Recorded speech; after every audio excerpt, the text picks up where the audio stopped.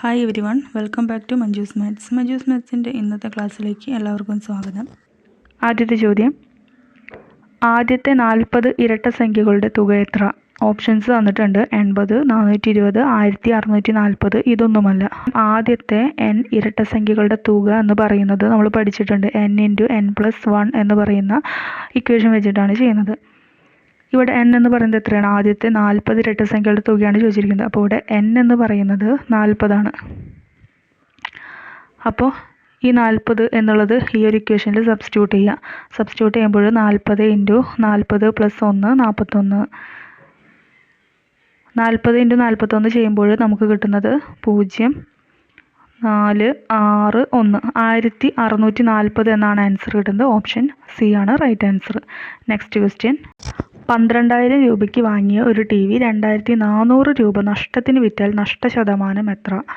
അപ്പോൾ നമുക്ക് കാണേണ്ടത് നഷ്ടശതമാനം അഥവാ ലോസ് പേഴ്സൻറ്റേജ് ആണ് കാണേണ്ടത്. ഇവിടെ എന്തൊക്കെയാണ് തന്നിരിക്കുന്നത് എന്നുള്ളത് ആദ്യം തന്നെ ചെക്ക് ചെയ്യാം. 12,000 രൂപയ്ക്ക് വാങ്ങിയ ഒരു ടി വി 12,000 രൂപയ്ക്കാണ് വാങ്ങിയത്. കോസ്റ്റ് പ്രൈസ് അഥവാ വാങ്ങിയ വില എന്ന് പറയുന്നത് 12,000 രൂപയാണ്. എന്നിട്ട് 2,400 രൂപ നഷ്ടത്തിന് വിറ്റു. അപ്പോൾ നഷ്ടം എന്ന് പറയുന്നത്, ലോസ് എന്ന് പറയുന്നത് 2,400 ആണ്. അപ്പോൾ വാങ്ങിയ വില 12,000, നഷ്ടം എന്ന് പറയുന്നത് 2,400 ആണെങ്കിൽ ഇതിൽ നിന്നും വിറ്റ വില കിട്ടുമല്ലോ. വിറ്റ വില എന്ന് പറയുന്നത് എന്തായിരിക്കും? ഈ 12,000-ൽ നിന്നും 2,400 കുറച്ച് കഴിഞ്ഞാൽ വിറ്റ വില കിട്ടും. അപ്പോൾ അത് മൈനസ് ചെയ്യുമ്പോൾ 0,069 9,600 രൂപയാണ് വിറ്റ വില എന്ന് കിട്ടും. അപ്പോൾ നഷ്ടം ശതമാനം കാണാനായിട്ട് നമുക്കറിയാലോ, നഷ്ടശതമാനം അഥവാ ലോസ് പേഴ്സൻറ്റേജ് കാണാനായിട്ട് നമുക്ക് എന്ത് ചെയ്താൽ മതി? നമ്മൾ ഇക്വേഷൻ പഠിച്ചിട്ടുണ്ടല്ലോ. നഷ്ടശതമാനം കാണാനായിട്ട് നഷ്ടം ഡിവൈഡഡ് ബൈ എന്തായിരിക്കും? വാങ്ങിയ വിലയാണ്. വാങ്ങിയ വില എപ്പോഴും താഴെ വാങ്ങിയ വിലയായിരിക്കും എന്ന് നമ്മൾ പഠിച്ചിട്ടുണ്ട്. ശതമാനം ആയതുകൊണ്ട് ×100 എന്ന് ചെയ്യുന്നു. അപ്പോൾ ഇതിൽ സബ്സ്റ്റിറ്റ്യൂട്ട് ചെയ്യുമ്പോൾ നഷ്ടം എന്ന് പറയുന്നത് 2,400 ആണെന്ന് നമുക്ക് തന്നിട്ടുണ്ട്. ഡിവൈഡഡ് ബൈ വാങ്ങിയ വില 12,000 ×100. ഇനി ഇതിൽ 0യും 0യും ഒക്കെ ക്യാൻസൽ ചെയ്യാം. ഈ 0യും ഈ 0യും ക്യാൻസൽ ചെയ്യാം. 12 240-ൽ 20 തവണ. അപ്പോൾ 20% ആണ് നഷ്ടശതമാനമായിട്ട് വരുന്നത്. നമ്മുടെ ആൻസർ എന്ന് പറയുന്നത് ഓപ്ഷൻ എ ആണ്.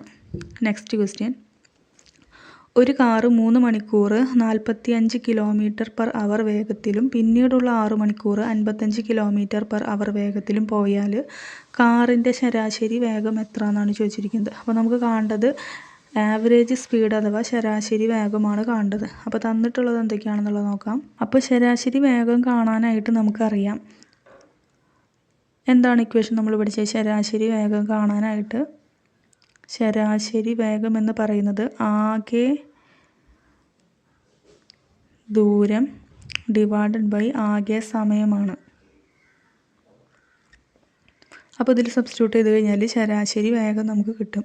അപ്പോൾ ആകെ ദൂരം കാണണം. ആകെ ദൂരം കാണാനായിട്ട് ഇവിടെ തന്നിരിക്കുന്നത് ഒരു കാറ് 3 മണിക്കൂർ കൊണ്ട് 45 km/h വേഗത്തിൽ എന്നാണ് തന്നിരിക്കുന്നത്. അപ്പോൾ അവിടുത്തെ ആകെ ദൂരം എന്ന് പറയുന്നത് എത്രയായിരിക്കും? 3 × 45 പ്ലസ് നെക്സ്റ്റ് തന്നിട്ടുണ്ട് 6 മണിക്കൂർ 55 km/h വേഗത്തിലും പോകുന്നു എന്ന് പറഞ്ഞിട്ടുണ്ട്. അപ്പോൾ ടോട്ടൽ എത്രയായിരിക്കും? 55 × 6. ഇത് രണ്ടും കൂടിയിട്ട് ആഡ് ചെയ്യുമ്പോൾ നമുക്ക് ആകെ ദൂരം കിട്ടും. അപ്പോൾ നമുക്കിത് ആകെ ആഡ് ചെയ്യുമ്പോൾ 3 × 45 ചെയ്യുമ്പോൾ 3 × 45 എന്ന് പറയുന്നത് 135 പ്ലസ് 55 × 6 എന്ന് പറയുന്നത് നമുക്ക് മൾട്ടിപ്ലൈ ചെയ്യുമ്പോൾ 330. ഓക്കെ, ഇത് രണ്ടും കൂടിയിട്ട് ആഡ് ചെയ്യുമ്പോൾ നമുക്ക് 465 എന്ന് കിട്ടും. അപ്പോൾ നമുക്ക് ആകെ ദൂരം കിട്ടി. ഇനി ആകെ സമയം എന്ന് പറയുന്നത് എത്രയാണ്? ആദ്യം 3 മണിക്കൂർ പിന്നെ 6 മണിക്കൂർ. അപ്പോൾ 3 × 6 9 മണിക്കൂറാണ് ആകെ സമയം. അപ്പോൾ ശരാശരി വേഗം എന്ന് പറയുന്ന ഈ ഒരു ഇക്വേഷനിൽ സബ്സ്റ്റിറ്റ്യൂട്ട് ചെയ്യുമ്പോൾ ആകെ ദൂരം നമുക്ക് 465 എന്ന് കിട്ടി. ഡിവൈഡഡ് ബൈ ആകെ സമയം എന്ന് പറയുന്നത് 9 ആണ്. അപ്പോൾ ഇതിന് ക്യാൻസൽ ചെയ്യുമ്പോൾ നമുക്ക് ഓപ്ഷൻസ് നോക്കുമ്പോൾ ഇവിടെ 51, 5/3 എന്നൊക്കെ വരുന്നുണ്ട്. അപ്പോൾ നമുക്കത് ക്യാൻസൽ ചെയ്ത് നോക്കാം. 465 ഡിവൈഡഡ് ബൈ 9 ഒന്ന് കാണാം.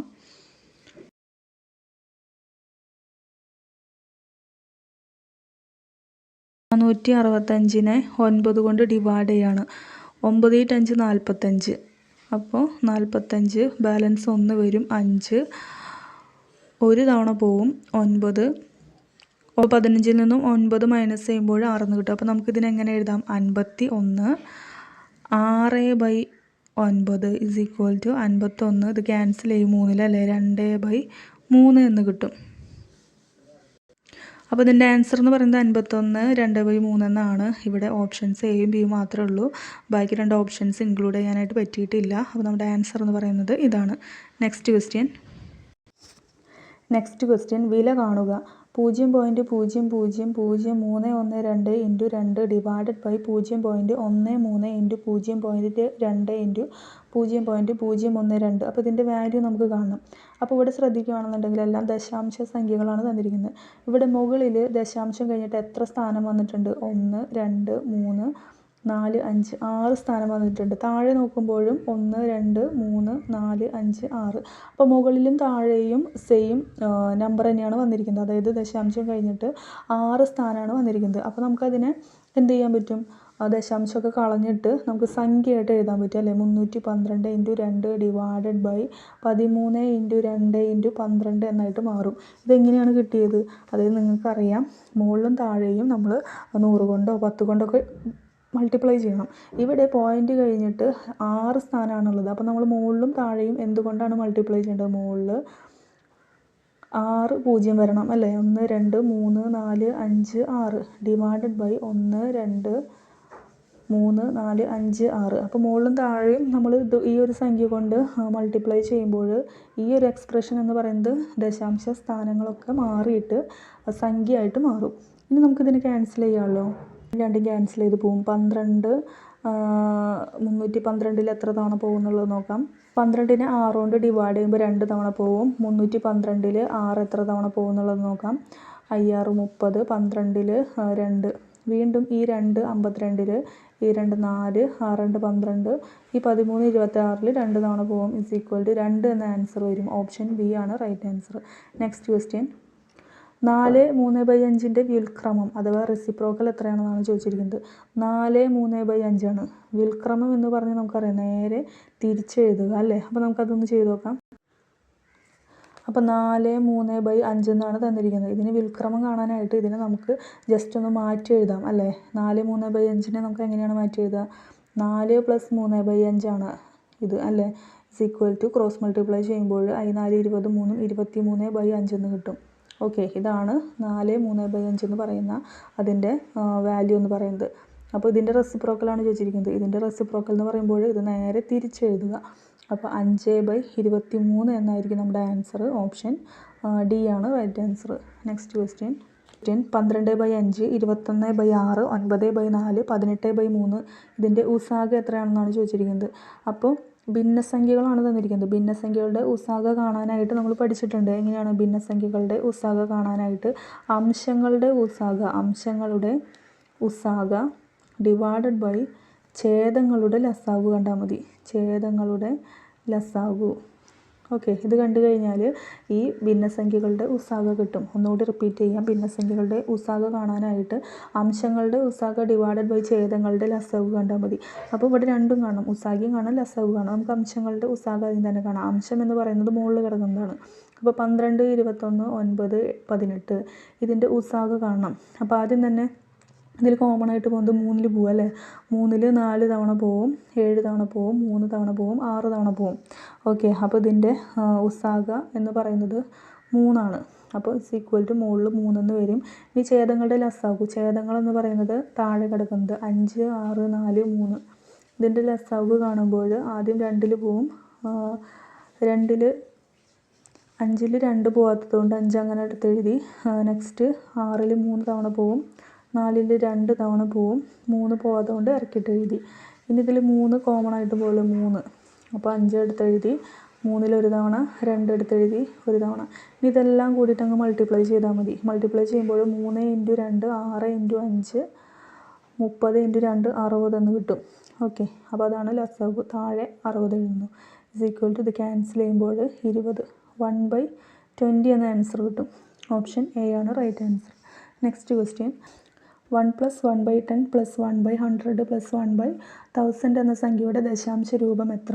അപ്പോൾ ഇതിൻ്റെ ദശാംശ രൂപം നമുക്ക് കാണണം.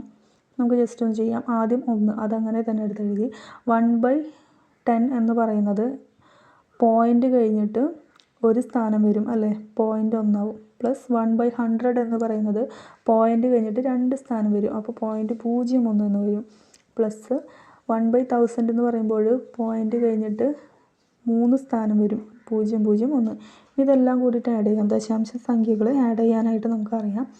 ജസ്റ്റ് ഒന്ന് കാണിക്കാം, കൺഫ്യൂഷൻ ഒന്നും ഇല്ലാതിരിക്കാനായിട്ട് നമ്മൾ ദശാംശം ഇട്ട് കൊടുക്കുകയാണ്. 1നെ 1.00 എന്ന് എഴുതാം. പ്ലസ് 0.1 പ്ലസ് 0.01 പ്ലസ് 0.001 ഇതെല്ലാം കൂടിയിട്ട് ആഡ് ചെയ്യാമല്ലോ. 1 1 1 0.1 അപ്പോൾ 1.111 എന്നാണ് ആൻസർ കിട്ടുന്നത്. 1.111 നമ്മുടെ ആൻസർ എന്ന് പറയുന്നത് ഓപ്ഷൻ സി ആണ്. Next question. 15,000 രൂപ ശമ്പളമുള്ള ഒരാളുടെ ശമ്പളത്തിൽ 20% വർധന ഉണ്ടായാൽ ഇപ്പോഴത്തെ ശമ്പളം എത്ര? അപ്പോൾ തന്നിരിക്കുന്നത് എന്താണ്? 15,000 രൂപ ഒരാൾക്ക് ശമ്പളമുണ്ട്, അതിൽ 20% വർധന ഉണ്ടാവുകയാണ്. അങ്ങനെയാണെങ്കിൽ ഇപ്പോഴത്തെ ശമ്പളം എത്ര എന്നാണ് ചോദിച്ചിരിക്കുന്നത്. 20% വർധന എന്നാണ് തന്നിരിക്കുന്നത്. അപ്പോൾ 15,000 രൂപ ശമ്പളം ആണ് ഉള്ളത്. 15,000ൻ്റെ 120% കണ്ടാൽ മതി അല്ലെ. 20% വർധന എന്ന് കണ്ടു കഴിഞ്ഞാൽ നമ്മൾ 120/100 കൊണ്ട് മൾട്ടിപ്ലൈ ചെയ്യുകയാണ് ചെയ്യുന്നത്. ഓക്കെ, ഇനിയിപ്പോൾ ഇൻ കേസ് വർധനയ്ക്ക് പകരം കുറവാണെന്നുണ്ടെങ്കിൽ നമ്മൾ എന്ത് ചെയ്യുന്നു? 80/100 കൊണ്ടാണ് മൾട്ടിപ്ലൈ ചെയ്യുന്നത്. ഇവിടെ വർധന ആയതുകൊണ്ട് ഇൻറ്റു 120/100 കാണുകയാണ്. ഇസ് ഈക്വൽ ടു ക്യാൻസൽ ചെയ്യാനുള്ളത് ക്യാൻസൽ ചെയ്യുന്നു. 150 ഇൻറ്റു 120 എന്ന് കിട്ടും. അപ്പോൾ നമുക്ക് മൾട്ടിപ്ലൈ ചെയ്യുമ്പോൾ 0.0081 18,000 രൂപ എന്നാണ് ആൻസർ കിട്ടുന്നത്. ഓപ്ഷൻ എ ആണ് right answer. Next question. √1.69 into 0.9 divided by 1.3 into 0.13യുടെ വില എത്ര? അപ്പോൾ ഇതിൻ്റെ വില നമുക്ക് കാണണം. അപ്പോൾ ഇവിടെ നോക്കുകയാണെന്നുണ്ടെങ്കിൽ ദശാംശ സ്ഥാനങ്ങളുണ്ട്. അപ്പോൾ നമുക്ക് ദശാംശ സ്ഥാനങ്ങൾ എത്ര എണ്ണം ഉണ്ടെന്നുള്ളതായി തന്നെ എണ്ണി നോക്കാം.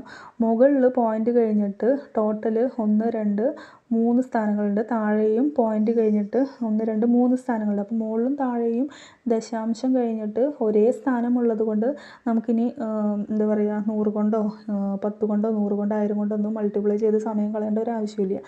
സെയിം നമ്പർ തന്നെയാണ് വന്നിരിക്കുന്നത്. ഇപ്പോൾ കഴിഞ്ഞിട്ട് സെയിം സ്ഥാനങ്ങളാണ് വന്നിരിക്കുന്നത്. അതുകൊണ്ട് നമുക്ക് ഇതിനെ എങ്ങനെ എടുത്ത് എഴുതാം? പോയിൻ്റൊക്കെ കളഞ്ഞ് നേരെ അങ്ങ് എഴുതാം, സംഖ്യയായിട്ട് എഴുതാം. 169 ഇൻറ്റു 9 ഡിവൈഡഡ് ബൈ 13 ഇൻറ്റു 13 എന്ന് എഴുതാം. സംഖ്യയായിട്ട് എഴുതി, ദശാംശമൊക്കെ പോയി.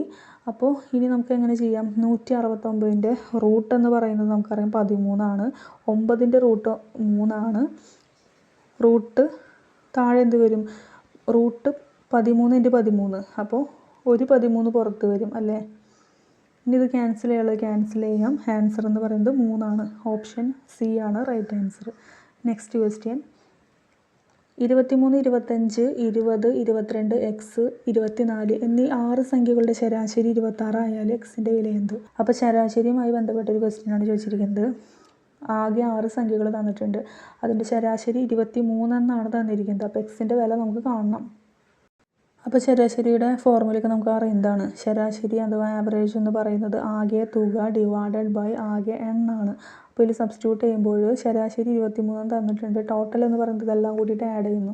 23 + 25 + 20 + 22 + 24 ആഡ് ചെയ്യുന്നു. ഇത് ആഡ് ചെയ്യുമ്പോൾ നമുക്ക് കിട്ടും 23 25 20 22 24 ടോട്ടൽ 114 പ്ലസ് എക്സ് ഉണ്ട് അല്ലേ. ഇതെല്ലാം കൂടിയിട്ടാണ് ആഡ് ചെയ്യുന്നത്. ഓൾ ഡിവൈഡഡ് ബൈ എണ്ണം എന്ന് പറയുന്നത് 6 ആണ്. ഓക്കെ, ഇനി ഇതിൽ നിന്നും എക്സിൻ്റെ വില കാണാമല്ലോ. 6 × 23 is equal to 114 plus X. 6 × 23 എന്ന് പറയുന്നത് 18, ബാലൻസ് 1 ഉണ്ട്. 6 2 12 1 13 is equal to 114 plus X. അപ്പോൾ എക്സിൻ്റെ വില എന്ന് പറയുന്നത് 138 മൈനസ് 114 ആണ്. അപ്പോൾ 4 വരും 2 വരും 24 എന്നാണ് ആൻസർ കിട്ടുന്നത്. ഓപ്ഷൻ സി ആണ് റൈറ്റ് ആൻസർ. ഓക്കെ, അപ്പോൾ ഇന്നത്തെ ക്ലാസ് ഇത്രയേ ഉള്ളൂ. ഈ ഒരു ക്ലാസ്സിൽ നമ്മൾ കുറച്ച് മാത്സ് ക്വസ്റ്റ്യൻസ് ഇവിടെ തൊഴിൽ വാർത്തയിൽ നിന്ന് ചോദിച്ചിട്ടുള്ള ക്വസ്റ്റ്യൻസ് ഇവിടെ വർക്കൗട്ട് ചെയ്തിട്ടുണ്ട്. അപ്പോൾ എക്സാമിന് മുൻപ് ഈ ടൈപ്പ് ക്വസ്റ്റ്യൻസൊക്കെ നിങ്ങൾ മാക്സിമം ചെയ്തിട്ട് പോകാനായിട്ട് ശ്രമിക്കുക. അപ്പോൾ ക്ലാസ് ഇഷ്ടപ്പെട്ട് കഴിഞ്ഞാൽ തീർച്ചയായും നിങ്ങൾ ലൈക്ക് ചെയ്യുക, ഷെയർ ചെയ്യുക, സബ്സ്ക്രൈബ് ചെയ്യുക, ഫ്രണ്ട്സിനൊക്കെ ക്ലാസ് അയച്ചു കൊടുക്കുക. ഓക്കെ, അപ്പോൾ നെക്സ്റ്റ് ക്ലാസ്സിൽ നമുക്ക് ബാക്കിയുള്ള ക്വസ്റ്റ്യൻസുമായിട്ട് വീണ്ടും കാണാം. Okay, thank you.